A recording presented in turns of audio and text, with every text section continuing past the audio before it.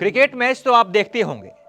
जिस तरह से क्रिकेट का हर मैच अलग होता है, हार जीत की वजहें अलग होती हैं, परिणाम अलग होता है। कभी बॉलर का कमाल तो कभी बैट्समैन का धमाल, कभी फील्डिंग चौपट तो कभी सब कुछ एकदम बम बम। ठीक उसी तरह चुनाव जीतने का फॉर्मूला भी हमेशा अलग होता है। और इस बार तो 5 मैचों की एक सीरीज हो रही है, यानी 5 राज्यों में विधानसभा चुनाव है और देखना है कि 5 मैचों की श्रृंखला में कौन कितना मैच जीतकर सीरीज को अपने नाम करता है। और कांग्रेस तो इन 10 सालों में कई चुनाव हारते हारते उस पार्टी ने अपनी कमियों का पता लगा लिया है। और यही वजह है कि 5 राज्यों के चुनाव में कांग्रेस ने टिकट बंटवारे को लेकर कई तरह के दांव चले। ये ऐसे दांव हैं जो भाजपा को चक्कर में डाल रहे हैं। आज इस वीडियो में कांग्रेस के इसी दांव पर बात करेंगे, उसके टिकट फॉर्मूला पर बात होगी। दरअसल पिछले कुछ चुनाव में कांग्रेस ने टिकट बंटवारे की व्यवस्था में एक बड़ा बदलाव किया है।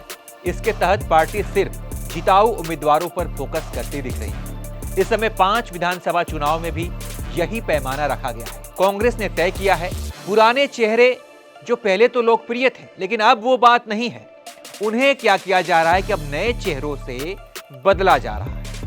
दूसरा, अगर किसी सीट पर भाजपा का ताकतवर और लगातार जीतने वाला उम्मीदवार है तो फिर उसी पार्टी के बागी नेता को मौका दे दिया जा रहा है, यानी कि उसी सीट पर भाजपा के खिलाफ भाजपा के बागी नेता को कांग्रेस मैदान में उतार रही है। जैसे एमपी में देख लीजिए, एमपी के दतिया सीट पर कांग्रेस से बीजेपी से आए अवधेश नायक को मैदान में उतार दिया गया है। यहां से गृह मंत्री नरोत्तम मिश्रा चुनाव लड़ते आ रहे हैं और चुनाव जीतते भी आ रहे हैं।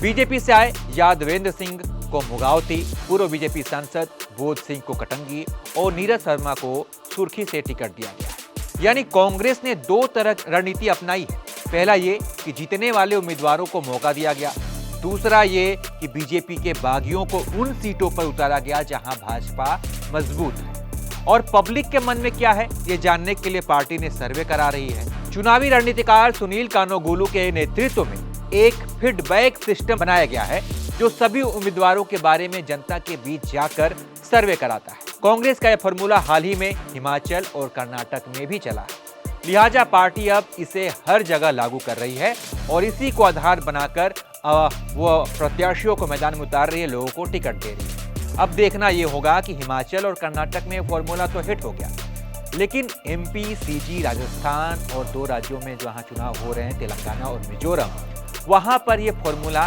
काम करता है या नहीं। बाकी आपको क्या लगता है, इसके बारे में आप अपनी राय कमेंट कर बताइए। और तमाम अपडेट्स के लिए आप देखते रहिए एबीपी लाइव।